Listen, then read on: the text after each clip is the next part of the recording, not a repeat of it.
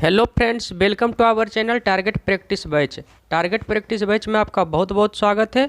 आज हम आपके लिए सीटेट पेडागोगी के कुछ महत्वपूर्ण प्रश्न लेकर आए हैं। तो आज के इस मैराथन क्लासेज में आपका बहुत बहुत स्वागत है। तो चलिए वीडियो को शुरू करते हैं। आज का मेरा देखिए पहला प्रश्न क्या है कि उच्च प्राथमिक स्तर पर शिक्षक को क्रियात्मक शोध का ज्ञान होना चाहिए, क्योंकि वे किस स्तर पे बोल रहा है? उच्च प्राथमिक स्तर पे शिक्षक को क्रियात्मक शोध का ज्ञान होना चाहिए। क्यों? क्योंकि वे इसके माध्यम से बच्चों की समस्या की पहचान कर सुधार करने का कौशल विकसित कर पाएंगे। ऑप्शन नंबर 1 यहाँ से इसका राइट आंसर हो जाएगा। अब आइए देखते हैं अगले प्रश्न को।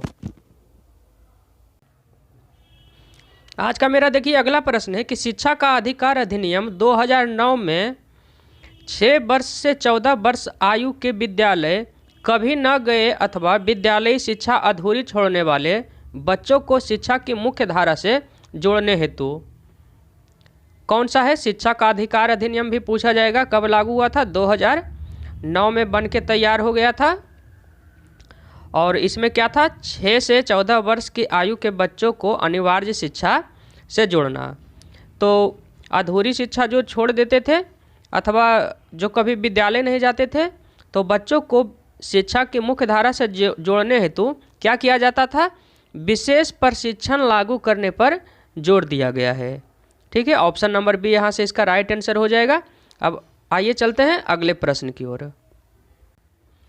अगला प्रश्न मेरा है कि यदि आपकी कक्षा का कोई बच्चा प्रायः चुप रहता है तो आप क्या करेंगे? यदि आपके कक्षा का कोई बच्चा जो क्या है प्रायः चुप रहता है, तो ऐसी स्थिति में आप क्या करेंगे, यानी कि आप एज ए टीचर क्या करेंगे? तो यहाँ से इसका राइट आंसर क्या हो जाएगा कि उसके चुप रहने के कारण को जानने का प्रयास करेंगे। ऑप्शन नंबर सी यहाँ से इसका राइट आंसर हो जाएगा। अब आइए देखते हैं अगले प्रश्न को। अगला प्रश्न मेरा है कि बाल केंद्रित शिक्षा के अंतर्गत क्या सम्मिलित नहीं है? तो बाल केंद्रित शिक्षा है, उसके अंतर्गत क्या सम्मिलित नहीं है? तो गृह कार्य प्रदान करना ये बाल केंद्रित शिक्षा के अंतर्गत नहीं है। और बालक को प्रश्न पूछने के लिए प्रेरित करना ये है। बालक के अनुभव को प्राथमिकता प्रदान करना ये भी शामिल है। बालक की सृजनात्मकता को बढ़ावा देना ये भी शामिल है। और कौन शामिल नहीं है? तो गृह कार्य देना शामिल नहीं है। आइए देखते हैं अगले प्रश्न को। अगला प्रश्न देखिए मेरा क्या है कि बच्चों को सीखने सिखाने की प्रक्रिया के दौरान वे उस कार्य को किस प्रकार से कर रहे हैं, इसकी जानकारी इन्हें। तो बच्चों को सीखने सिखाने की जो प्रक्रिया है उसके दौरान वे कार्य को किस प्रकार से कर रहे हैं, इसकी जानकारी इन्हें कार्य करते समय सतत रूप से दे देनी चाहिए। ऐसा नहीं कि कार्य समाप्त होने के बाद देना चाहिए या फिर कार्य के बीच में एक बार दी जानी चाहिए। कार्य करते समय सतत रूप से दी जानी चाहिए।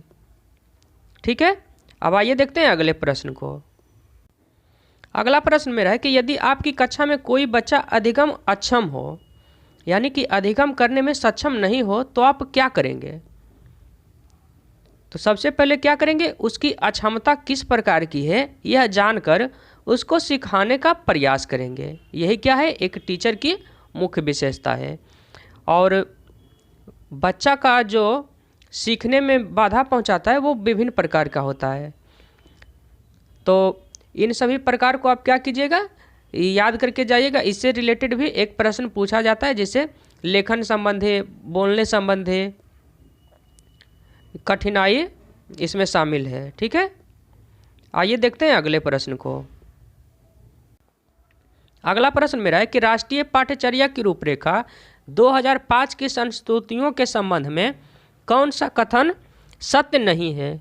क्या बोल रहा है कि कौन सा कथन सत्य नहीं है?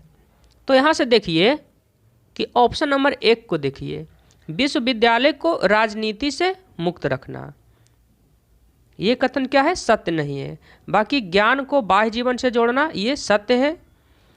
राष्ट्र के प्रजातांत्रिक मूल्यों का सम्मान ये भी सत्य है। और परीक्षाओं में लचीलापन ये भी सत्य है। तो कौन सा नहीं है कि विश्वविद्यालय को राजनीति से मुक्त करना। अब आइए चलते हैं अगले प्रश्न की ओर। अगला प्रश्न में मेरा देखिए क्या दिया हुआ है कि बच्चों के भाषाई विकास के लिए ज़रूरी है। तो बच्चों के भाषाई विकास के लिए क्या क्या चीज़ ज़रूरी है उसको आप देखिए। यहाँ पे दिया हुआ है कि उसको अधिक से अधिक अपने विचार व्यक्त करने के अवसर देने चाहिए, ये तो सही है। उसके बाद अगला बी में दिया हुआ है कि भाषाई कौशलों को विकास हेतु गतिविधियाँ आयोजित की जानी चाहिए, ये भी ठीक है। लिखना, पढ़ना, बोलना तथा सुनने का अभ्यास करना चाहिए, ये भी ठीक है। तो यहाँ से ऑप्शन नंबर डी उपयुक्त सभी सही हो जाएगा। अब आइए देखते हैं अगले प्रश्न को। अगला प्रश्न मेरा देखिए क्या है कि कक्षा कक्ष में बैठक व्यवस्था कैसी होनी चाहिए। तो रोज़ एक जैसी होनी चाहिए, एक ही लाइन में बच्चों को बैठाना चाहिए, इस प्रकार से हो कि वे एक दूसरे से बातचीत ना कर सके, अंतर व्यक्तिक बुद्धि से कि वे एक दूसरे से बातचीत नहीं कर सके। तो यहाँ से इसका राइट आंसर कौन हो जाएगा कि कक्षा कक्ष में कराई जा रही गतिविधियों के अनुरूप बच्चों की बैठक व्यवस्था होनी चाहिए। ऑप्शन नंबर ए यहाँ से इसका राइट आंसर हो जाएगा। अब आइए चलते हैं अगले प्रश्न की ओर। अगला प्रश्न मेरा है कि अंतर्वैयक्तिक बुद्धि से तात्पर्य क्या है। तो अंतर्वैयक्तिक बुद्धि से तात्पर्य मेरा है कि विभिन्न व्यक्तियों को समझने का कौशल, विभिन्न व्यक्तियों को समझने का कौशल जो किसके अंतर्गत आता है, अंतर्वैयक्तिक बुद्धि के अंतर्गत आता है। तो यहाँ से ऑप्शन नंबर सी मेरा राइट आंसर हो जाएगा। अब आइए चलते हैं अगले प्रश्न की ओर। अगला प्रश्न मेरा है कि आपको लगता है कि आपकी कक्षा में कुछ बच्चे बहुत तेज गति से सीख रहे हैं और कुछ बहुत धीमी गति से। क्या है कि कुछ बहुत तेज गति से सीख रहे हैं और कुछ बहुत धीमी गति से सीख रहे हैं, यानी कि एक दूसरे के विपरीत। इस परिस्थिति में आप क्या करेंगे। तो इस परिस्थिति में हम लोगों को क्या करना चाहिए कि तेज गति से सीखने वाले बच्चों की सहायता धीमी गति से सीखने वाले बच्चों को सिखाने हेतु लेंगे। यानी तेज गति से सीखने वाले जो बच्चों की सहायता धीमी गति से सीखने वालों बच्चों को सिखाने हेतु लगे। यानी कि जो धीमी गति से सीख रहा है उस पर थोड़ा सा विशेष ध्यान देना है, ठीक है। अब आइए चलते हैं अगले प्रश्न की ओर। अगला प्रश्न मेरा देखिए क्या है कि शिक्षण अधिगम प्रक्रिया की दृष्टि से एक अच्छा शिक्षक वह है जो कक्षा में बातचीत रोकने में सफल हो जाता है, बातें करने वाले को दंडित करता है या उदासीन है। तो ये तीनों यहाँ से इसका आंसर नहीं होगा। इसका आंसर कौन सा हो जाएगा कि जो सोचता है कि बातचीत को सीखने के संसाधन के रूप में उपयोग किया जा सकता है, वो क्या है, शिक्षण अधिगम प्रक्रिया की दृष्टि से एक अच्छा शिक्षक है। ऑप्शन नंबर डी यहाँ से इसका राइट आंसर हो जाएगा। अब आइए चलते हैं अगले प्रश्न की ओर। अगला प्रश्न मेरा देखिए क्या दिया हुआ है कि मोसले के अभिप्रेरणा सिद्धांत को कहा जाता है। किसके प्रेरणा सिद्धांत को, तो मोसले के प्रेरणा सिद्धांत को। तो मोसले का जो प्रेरणा सिद्धांत है उसे आवश्यकता का सिद्धांत के नाम से जाना जाता है। तो यहाँ से ऑप्शन नंबर ए इसका राइट आंसर हो जाएगा। अब आइए चलते हैं अगले प्रश्न की ओर। देखिए क्या अगला प्रश्न में दिया हुआ है कि प्रधानाध्यापक या वरिष्ठ शिक्षक के लिए विद्यालय में कौन सी नेतृत्व शैली बेहतर है। किसके लिए, प्रधानाध्यापक या वरिष्ठ शिक्षक के लिए, जो सीनियर टीचर है या फिर जो हेड टीचर हैं उनके लिए विद्यालय में कौन सी नेतृत्व शैली सबसे बेहतर माना जाता है। तो वो है प्रजातांत्रिक नेतृत्व।